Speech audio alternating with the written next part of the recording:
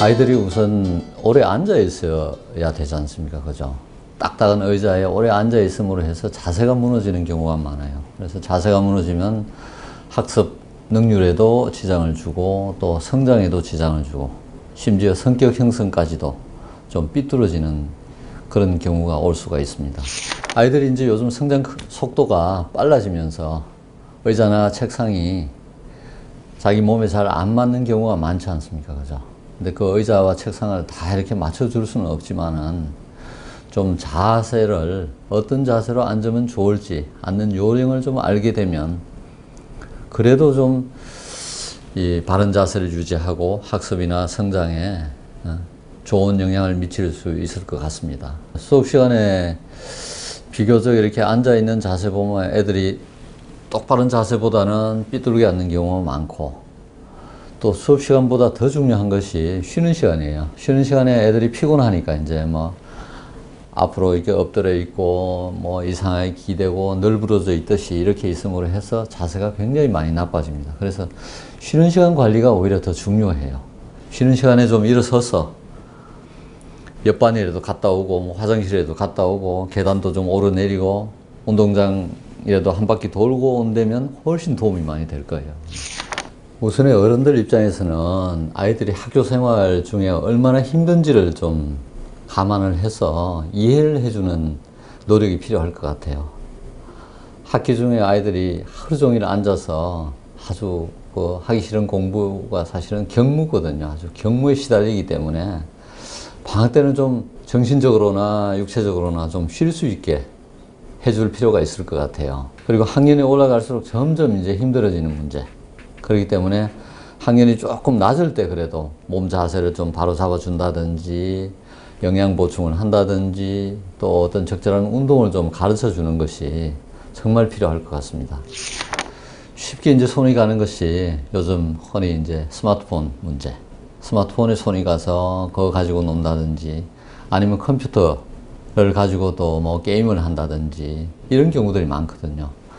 사실은 그런 면이 일시적으로 정신적으로는 약간 휴식을 주기는 하지만 실제적으로는 더 피로를 가중시켜주고 더 스트레스를 가중시키기 때문에 그런 문제를 어떻게 좀 자연스럽게 좀 더 야외 활동으로 연결을 시킨다든지 이런 지혜가 좀 필요할 것 같습니다. 그리고 불안정한 수면 패턴도 상당히 문제가 되거든요. 방학이 되면 아이들이 늦게 자고 늦게 일어나고 하면서 이 불안정한 수면 패턴 때문에 성장 호르몬 분비가 저해가 되고 그러면서 성장에도 지장을 주지만은 또 정서적으로도 상당히 휴식이 아닌 그러니까 수면이 충분히 취해지지 않기 때문에 자고 나서도 피곤이 계속 쌓이게 되고요. 그런 문제가 있기 때문에 좀 무조건 밖으로 집 밖으로 좀 나갈 수 있는 그런 유도가 필요할 것 같습니다. 집 밖으로 나가서 어떤 캠핑이라든지 야외 활동을 좀 해주면 훨씬 성장에도 도움이 되고 피로도 풀리게 됩니다. 성장을 위해서 그런 약이나 주사를 쓰는 것은 굉장히 신중해야 된다고 생각해요. 호르몬제라든지 뭐 이런 약이 여러 가지 부작용을 가져올 수 있기 때문에 그것보다 가장 중요한 근본에서 좀 접근할 필요가 있어요. 흔히들 아시겠지만 이제 건강의 3요소라고 하면 첫째는 영양, 둘째는 휴식, 셋째는 운동이거든요. 그래서 요 사이 들어서 보면 뭐 영양이 부족한 시대는 아니기 때문에 오히려 영양이 과잉이 되어서 비만이 오고 여러 가지 문제가 되지 않습니까?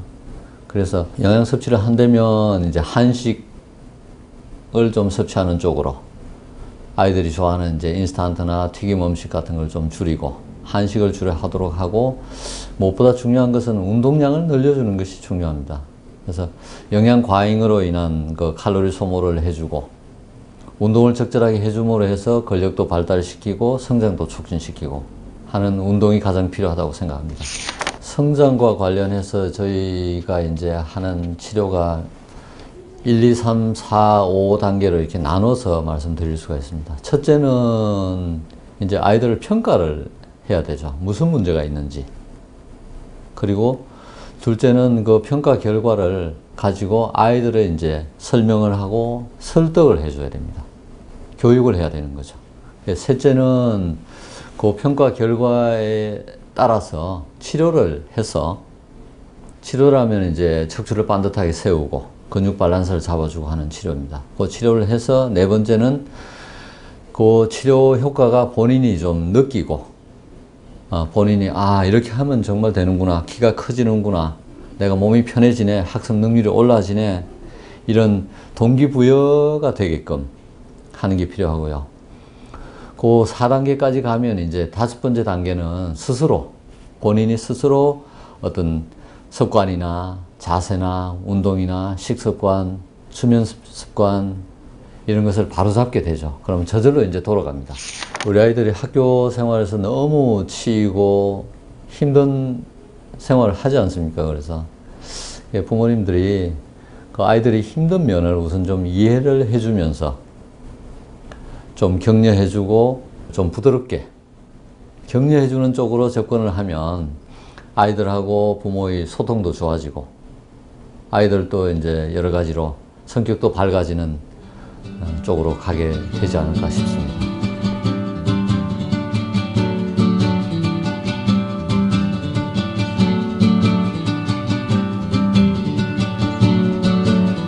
성장 발육에 필요한 스트레칭법에 대해서 배워보겠습니다.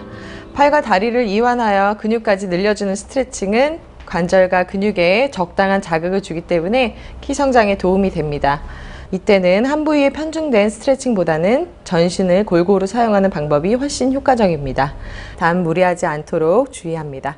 자, 양쪽 발바닥을 모아주신 상태로 그대로 상체 중앙으로 숙여주시겠습니다. 이마가 바닥에 가볍게 닿는 느낌.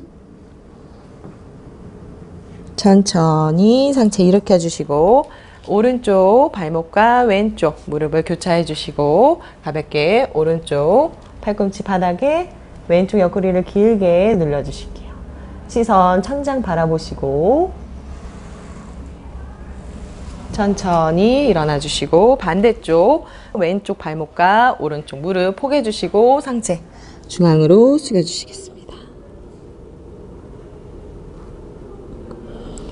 천천히 상체 올라오시고 왼쪽 팔꿈치 바닥에 오른손 길게 넘겨서 오른쪽 옆구리 늘려주실게요.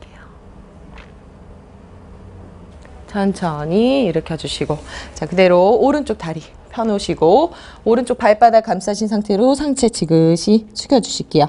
오른쪽 허벅지와 오른쪽 종아리가 쭉 늘어나시는 느낌. 천천히 상체 올라오시고 반대쪽 왼쪽 다리 펴놓으시고 왼쪽 발바닥 감싸서 왼쪽 종아리와 허벅지 쭉 늘려주실게요. 천천히 상체 그대로 중앙으로 숙여주실게요. 무리하지 마시고 내려가실 수 있는 만큼까지 상체를 아래로 천천히 손바닥 집으시면서 천천히 올라오시고 자 경직된 어깨와 목 근육 풀어주실 수 있게끔 엎드려 주신 상태에서 가볍게 양손 가슴 옆에 그대로 손 밀어내시면서 시선 천장 바라보실게요. 천천히 무릎 세워서 네발기기 자세 만들어 주시고 고양이 등 자세 등을 천장 쪽으로 높게 끌어올려 주시고 시선은 배꼽 바라보실게요. 천천히 허리 바닥 쪽으로 깊숙이 숙여주시면서 다시 한번 고개 젖혀주실게요. 마무리 이완하실 수 있도록 엉덩이와 뒤꿈치 꼭 붙여주시고 이마 바닥에 살짝 내려놓으실게요. 척추 둥글게 말아서 천천히 끌어올라와 주시고 지금까지 성장 발육에 필요한 스트레칭 법이었습니다.